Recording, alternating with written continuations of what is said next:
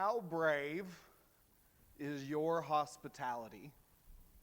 And how open are your doors? Jesus wants you to be braver, and he wants your doors to open wider than they are. I've mentioned a book a couple times as we've progressed through this series called The Gospel Comes with a House Key by Rosaria Butterfield. It has quickly become one of my favorite books. And I'd like to let her tell you the story of the open door that changed everything for her. I'll be reading a short excerpt from The Gospel Comes with a House Key. It starts like this. July 19th, 1997, Syracuse, New York. Going to dinner at the home of Christians was not high on my list of longed-for activities. As an out lesbian feminist, a leader of LGBTQ rights, a recent co-author of the first domestic partnership policy at Syracuse University, and a soon-to-be tenured radical, my heart's desire was not to become friends with the enemies. Christians seemed like a small-minded, uncharitable, immoral bunch of people. They ate meat, they believed in corporal punishment, and violated human and environmental rights at a fevered pitch. They denied a woman's right to choose and believed the whole world should fall under totalitarian obedience to the Bible, an ancient book fraught with racism, sexism, and homophobia. They believed in and manufactured superstitions about sin, which I believed, as Freud declared, was simply a cultural phobia held by dupes whose thinking was manipulated by a universal obsessional neurosis. But mostly, Christians just scared me to death. Our worldviews and the moral lens we use to make sense of things were incommensurable, unbridgeable. But there I was in their driveway, parking my red Isuzu Amigo truck decorated with my NARAL, National Abortion Rights Action League bumper sticker, and lesbian rights decals. I sat in my trunk in the driveway of this Christian home, musing about the book I was writing on the religious right and their principles, policies, and narrative of hatred against people like me. And how on God's green earth did I get there, parked in the driveway of the enemy, you might ask? Well, the nice Christians who invited me to dinner intrigued me. The pastor, Ken Smith, wrote me in regards to an op-ed I had written for the Syracuse Post, and in it I opposed the Christian men's movement Promise Keepers for their backward and misogynistic gender politics and their threat against democracy. And I've always read all of my hate mail, and I came to the conclusion that Ken's letter of opposition was the kindest one I had ever received. I also liked the fact that Ken had the right pedigree to help me with my research. When Ken and his wife Lloyd invited me to dinner, I said yes. My objectives were very clear. Surely this would be good for my writing. I considered Ken Smith my unpaid research assistant. I wanted to learn why Christians hated me so much, but maintained with integrity my point of view. The prospect of being with them made me sick to my stomach. I breathed hard, hoisted myself out of my truck, nursing a tender hamstring I'd injured on my morning run, and I waded through the unusually thick July humidity to the front door, and I knocked. The threshold of their life was like none other. The threshold of their life brought me to the foot of the cross. Nothing about that night unfolded according to my confident script. Nothing happened the way I expected, not that night or the years after or the hundreds of meals or the long nights of psalm singing and prayers as other believers from the church and university walked through the house as if no door was there. Nothing prepared me for the openness and truth. Nothing prepared me for the unstoppable gospel and the love of Jesus made manifest by the daily practices of hospitality in this one simple Christian home. The Christian home became my 2-year refuge and way station. And long before I ever walked through the doors of a church building, the Smith home was a place where I wrestled with the Bible, with the reality that Jesus is who he says he is, and eventually came face to face with him on the glittering knife's edge of my choice sins. Rosaria Butterfield's story is one of my favorite stories. It is an amazing one. It's one that speaks to the power of Christian hospitality, the way God chooses to use this channel of his love and mercy to make real transformation in the hearts of whom it is directed. We're spending this time together in this series, during these lessons, paying attention to and trying to understand and wrestling with the way that God tells his people that they need to pursue hospitality. And we've defined hospitality in this way. Hospitality is when you use what you have to bring someone close so they feel God's love. And I want you to let that definition sit with you. I want you to meditate on it, and I want you to take it out of this building and put it into practice in all kinds of other places. Hospitality is when you use what you have to bring someone close so they feel God's love. And we've seen that this right here, this is prime time stuff for disciples of Jesus. It's not optional. It's not secondary. This is how we respond to the grace of God in our lives. And so for those of you who might not really call yourselves a follower of Jesus right now, this is a great time during this series to hear about what this following Jesus thing looks like and how you might apply it in your life if you choose to follow him. If you're someone who doesn't put much stock in the Bible, then you may be surprised, I think, to find yourself agreeing with a lot of what it has to say tonight. Last time we came together and looked at this series, I left us all with a challenge. It was this: have someone in your home or make plans to have someone in your home over the next 7 days. It's been a couple weeks since then, and I hope you've taken that challenge seriously. I hope you've made attempts to have that idea become a reality, because this is a journey with Jesus that I hope we can all take together as a community.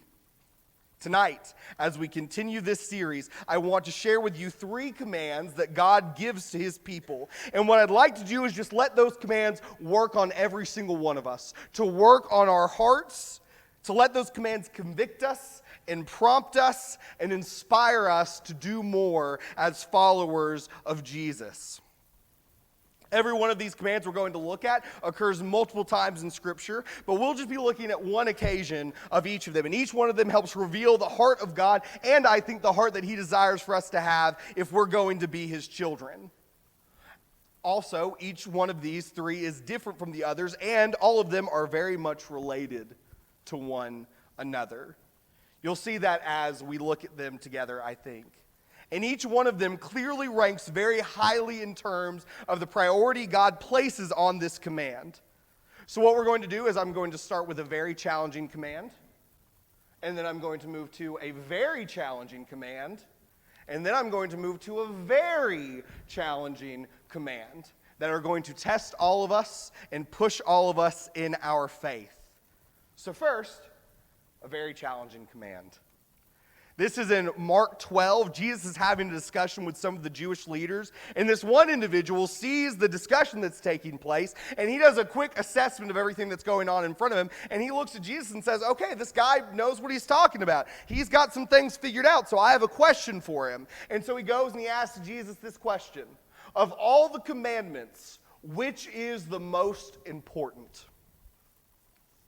He's talking about the commandments of the Mosaic Law given by God to the Jews, and there were, in terms of individual commandments, some 600 plus commands for them to choose from. So Jesus has a lot of options, right? There's plenty of things that he could choose to say, this is the most important. And this is what Jesus does not do, which I think is so interesting. Jesus does not look at this man and say, how dare you? How dare you act like anything God said is less important than something else that God said? All commands are just as important as any other command. They're all top shelf. Go learn all of them. Go do all of them. Jesus doesn't do that. Instead, in response to this question, Jesus says, oh yeah, I've got one for you. The most important one, answered Jesus, is this: hear, O Israel, the Lord our God, the Lord is one. Love the Lord your God with all your heart and with all your soul and with all your mind and with all of your strength. This is the most important one. And then, as a bit of a free bonus, he throws this in verse 31. The second is this: love your neighbor as yourself. There is no commandment greater than these. Love your neighbor as yourself. That's a very challenging command, right? Because some days, I really love me, if I'm being honest. Some days, I'm a pretty big fan of myself, and you're telling me I've got to feel that same way about somebody else? I should extend to them every courtesy, every kindness, every good thought that I would give to myself? That doesn't come naturally. I have a hard time doing that for people that I like. But you're telling me I've got to do this for my neighbor? That's a very challenging commandment. Here's the second one. This one is in Leviticus 19. This is a very challenging commandment. Commandment 2, if you're keeping score. God is giving his law to the Israelite people. These are people who have been called to live in a special relationship with him, with God, in this thing called a covenant relationship. A covenant is where two parties enter into one special relationship defined by love and law. Both parties agree to terms, and then the terms define the relationship, essentially. So God says, Israel, I want to enter into a covenant relationship with you. I will be doing these things, and you are called upon to also do these things in response to me. And then he tells them what those things are. And so here among all of these covenantal things that God expects Israel to do is tucked one particular verse or two that I want to look at tonight. Leviticus 19:33 says, when a foreigner resides among you in your land, do not mistreat them. And he goes on in verse 34, the foreigner residing among you must be treated as your native born. Love them as yourself, for you were foreigners in Egypt. I am the Lord your God. So this is a challenging commandment. I can just hear the people of Israel concerned with their national identity and their religious purity and all of that, saying, are you talking about foreigners like the people around us? You mean the people who are not of the nation of Israel? You're talking about people of other religions, other belief systems, other places. And God says, yeah, right, I am. So you're saying that they're coming into our home and we're supposed to take them in. Yeah, that is what God's saying. And we're supposed to love them as if they were one of our own. And God says, right, you're really getting the hand of this. And they say, okay, so by love them, do you mean like just not hate them? That's not what God's going for here, right? He says, treat them as if they are natives, like you think of yourselves as natives. No, God says, treat them as if they were part of your family, as if they had always been here with you. I want you to love them as yourself. And as you do, I want you to remember that you've also been outsiders. That if you go back a little bit in your history, you were the foreigner. That's a very challenging command. And then lastly, we are going to be in Luke chapter 6. This is from the sermon that Jesus preaches at one point, again recorded in Luke chapter 6. And in verses 27 through 28, he says, but to you who are listening, I say, love your enemies, do good to those who hate you, bless those who curse you, pray for those who mistreat you. And then he gets really specific and practical and says in verse 29, if someone slaps you on one cheek, turn to them the other also. If someone takes your coat, do not withhold your shirt from them. Jesus goes on, but I want to stop here for a second. I want to pause, and I want you to think about the command that Jesus gives. He says to love your enemies. I think it's important for us to realize at this point that you and I have enemies. I don't think we use that terminology to describe these people, but it's important for you and me, I think, to realize that we have enemies. Otherwise, we might miss Jesus' call to love them, right? It's like in Scripture when God tells us that we're to use our power well, like in 2 Corinthians chapter 12, and we think to ourselves, well, I don't really have much power. Like, I don't walk around thinking about all the power that I have. Anyone who goes around and they like stand up and say things like, I have much power, like that person's very weird, or they think they're in Star Wars. We don't think like that. We don't use that kind of terminology. I don't walk around really wielding power, do I? But the answer to that is, according to the Bible, we have great power. We do, in fact, walk around wielding great power, and we exert it in every facet of our lives, and God expects you and I to manage that power well. You have a similar sort of thing going on here. We, a lot of the time, say, oh, I don't have enemies, so we just kind of push this aside. We have enemies. You have enemies. If you don't think you do, you'll miss the point of this. But I don't know who your enemies are, right? Because that depends on things like what you stand for and the things that you value and what really matters to you, your stage of life, things like that. You could have all kinds of different enemies.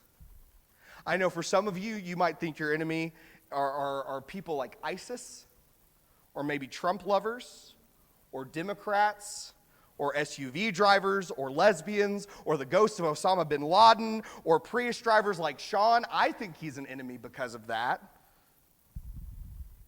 You might think of your enemy as Trump haters, or illegal immigrants, or people who would refer to undocumented people as illegal immigrants, or Joe Biden, or Alabama fans, or Muslims, or atheists, rich people, poor people, jerks, drunk drivers, misogynists, meth addicts, racists.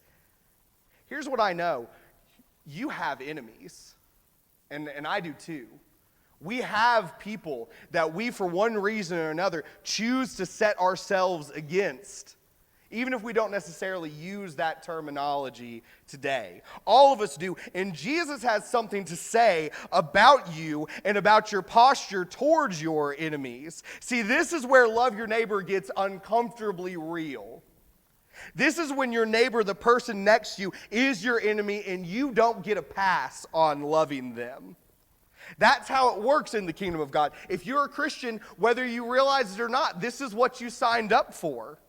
You love your neighbors because they're your neighbor, not because they love you back. You love your neighbor because they're yours, not because of how they treat you. You love your neighbor because they are your neighbor, not because they see you as theirs. Jesus goes on here and he says, if you love those who love you, what credit is that to you? Even sinners love those who love them. He says, that's just common sense. It's not impressive if you love people who are exactly like you. Verse 33, and if you do good to those who are good to you, what credit is that to you? Even sinners do that. He's basically saying, like, okay, you take someone out who thinks and talks and looks exactly like you to dinner and you pay for their meal. What do you expect us to do? Clap for you? He says that's common sense. A sinner can do that. That's not the kind of love that I'm speaking about. Verse 34, and if you lend to those from whom you expect repayment, what credit is that to you? Even sinners lend to sinners, expecting to be repaid in full. Again, he's saying that doesn't make you a Christian, that makes you a bank. Verse 35, but love your enemies, do good to them and lend to them without expecting to get anything back. And then your reward will be great, and you will be children of the Most High, because he is kind to the ungrateful and the wicked. That's what Jesus says to do, right? He says, you want credit, you want to do the right thing, to actually love your neighbors like yourself, then go find people who aren't like you, who you would consider your enemy, and love them well regardless. That's a very difficult command. But when we're able to start doing it, we will begin to actually look like your Father, and people will see the family resemblance. Here's what we've seen so far. We are to love your neighbor. You are to love your neighbor as yourself. You're to love the foreigner as yourself. And you're to love your enemy and do good to them. And here's one of the best ways to love someone: to open up your doors and bring them around your table, your coffee table, your dinner table, your patio table, your kitchen counter. Welcome that person into your space, serve that person, ask them questions, and listen actively to those answers. That's what this kind of love looks like. When you are loving enemies, and when that love takes the form of hospitality, it is of necessity a courageous, a brave kind of hospitality. I think we would all agree with that. So let me ask you again. How brave is your hospitality? And how open are your doors? And let me make sure you understand, Jesus wants you and he wants me to be braver than we currently are. And he wants our doors to be wider than they currently are. Now, as you and I, as we wrestle with that, I want us to consider this kind of love, this open door stuff. This is perhaps the most effective vehicle of street credibility with our post-Christian neighbors that we have. I hope you know that. If you like the idea of sharing the truth in some way, either explicitly or implicitly, sharing the truth of the gospel in some way with people who desperately need that, who desperately need that truth, that need the salvation afforded to them by Jesus Christ himself, if you like the idea of sharing that message with someone and then they receive it, that truth getting traction, that you have got to know that in a post-Christian world, it is your relationship that gives weight to your words. If you have to know that without relationships, your words fall flat to the outsider. They're viewed as offensive, they stir up conflict and strife, but it's those deep, intentional relationships, that places where you have invested and sacrificed and given, it's there that people are forced to reckon with truth and wrestle with a message that they might be reluctant to receive. It's your relationships, ultimately, that will give weight to your words in this current world that we live in. It's the way that you invest in someone who you disagree with. The way you treat them as someone who has intrinsic value even though they don't think like you do. It's the way that you offer them an invitation into your home, or that you bring them coffee when you know they've had a bad day. It's the way that you respond to some offhand political comment that they make that tips their hands as an opposing force to yours, and you look at them and you say, I love you. I want to hear more about that. It's the way that you act like what you have, the gifts that God has given you were meant to be shared, like your precious time or your space or your house. Like you're not afraid of being infected or infuriated by the people around you. Like you're not afraid of people who oppose some of the most important things that you stand for. It's the way that you welcome them and show them kindness, and you offer them a love that isn't dependent on their beliefs or their actions or how they treat you. You offer them the Lord's love, right? Because that's what's going to make a difference. If you are a follower of Jesus, I hope you know this. It seems, I think, like we are increasingly unwelcome in our current culture, right? Your Christianity and the beliefs that it entails are continually dismissed as irrelevant or uneducated or repressive or discriminatory or sometimes even dangerous, right? You might be afraid, I have been afraid in different situations, that people, when they hear that I'm a Christian, they'll think that I hate gays or I hate Muslims or refugees or some other category of human being. And I just want to acknowledge out loud together, all of us, that it's a hard space to navigate right now. And many Christians truly, I think, do not know what to say to their unbelieving neighbor or coworkers or classmates. And that makes the idea of bringing these people who might despise your beliefs into your home kind of scary. And so what do we do about that? Well, one option is to lock the doors, mount our defenses, bemoan the way the world is going down, glorify the good old days, pull up the drawbridge and thank God there's a moat there, and just cut it out. Or we could take this approach. We could play it cool. We could pretend that we're good with whatever society decides is enlightened, and tolerant, and cobble together this tepid version of Christianity that's never offended anyone, and just hope that God gives a lot of credit for believing in him and going to church sometimes. We could do that. And you probably know Christians who have done one or both of those. You've probably done one or both of those. I have personally done one or both of those. But neither of those are the path to which Jesus calls us. Jesus calls us in the midst of all this confusion to remember that the weapons of our warfare are not of the flesh, but they have divine power to destroy strongholds and rebuild bridges and teach new ways. Jesus calls us to love our neighbor, to love the foreigner, to love our enemies, and we are told to love them by pursuing hospitality. Fun fact of the day, the Greek word for hospitality is philoxenia, and it literally means the love of strangers. Jesus says, listen, here's how we're going to wage war on the forces that oppose me. It's by loving the people who oppose me. It doesn't happen through a political regime or a good, solid program on Sunday nights where we learn new songs. Those things are fine. But the thing that's ultimately going to change minds and change hearts is the love of God. That's not some great mystery. God told us that time and time and time again, but we just keep moving farther and farther and farther away from it.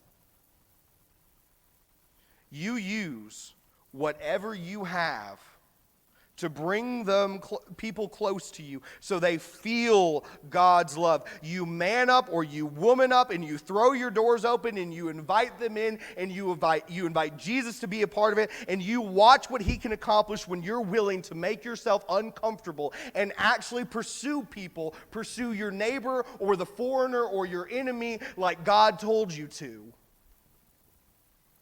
And at this point you might be saying, oh, okay, Sam, are you really saying that you want me to have immigrants or refugees over for dinner? And the answer to that is no.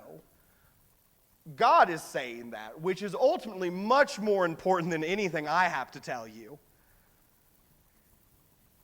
Well, it's not like I know a bunch of them, right? It's not like I have a way to reach out for them. How am I supposed to get connected with people like that? That question is a great start. And I would love to hear your answers to that question over the next couple of weeks. In fact, I think we would all do well to share our answers and collectively work together to make connections with people who are foreigners or refugees so that we can love them and teach them the gospel. You might be wondering if I'm telling you that you have to love your unbelieving coworkers or your neighbors, and if you have to invite them in the home, like the guy 2 cubes over from you who thinks all Christians are hypocrites, or the neighbor across the street who you know for a fact reported you to the HOA and doesn't like the decorations you have on your lawn. And yeah, I am telling you that God expects us to reach out to people like that and not just to say, hey, hope you know God's real, but also to say, hey, do you want to be part of my life? Can I love you like God does so that you can know him better? Is it scary? Yeah. Is it risky? I'm not going to lie to you, it can be. But here is the path to which Jesus calls us, summed up by our now sister Rosaria Butterfield. Jesus calls us to make sacrifices that hurt so that others can be served and maybe even saved. Because after all, we are called to die for others in Christ and nothing left. That is never easy.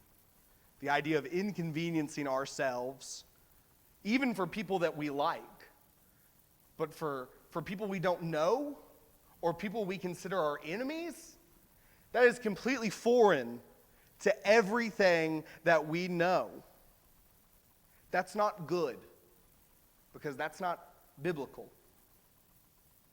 And as much as we love to hinge on doing Bible things and Bible ways, I've heard that quoted I don't even know how many times, it seems odd to me that we often are totally fine with giving everyone a pass when it comes to loving other people, but then tell everyone that their salvation hinges on making sure that they check every other box that we do. That's not fulfilling. And that doesn't change hearts. This is not going to be easy. It's not always going to be comfortable. It's not always going to come naturally. Christianity was never meant to be any of those things, though, so that's okay. This is hard, but this is worth it. Because if we pursue hospitality and we serve people, maybe we even help some people find salvation, it will all be worth it in the end.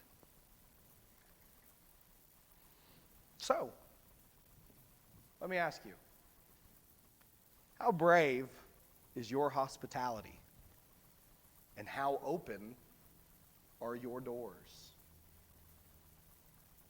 I hope you understand that Jesus wants us to be braver, and he wants our doors to be open wider. If there's anything we can do for you tonight as a congregation, if we can help you get to know Jesus better and to find salvation in him, or if we can lift you up in prayer and support as your brothers and sisters in Christ, we'd love to do anything we can. We hope you'll come as we stand and as we sing.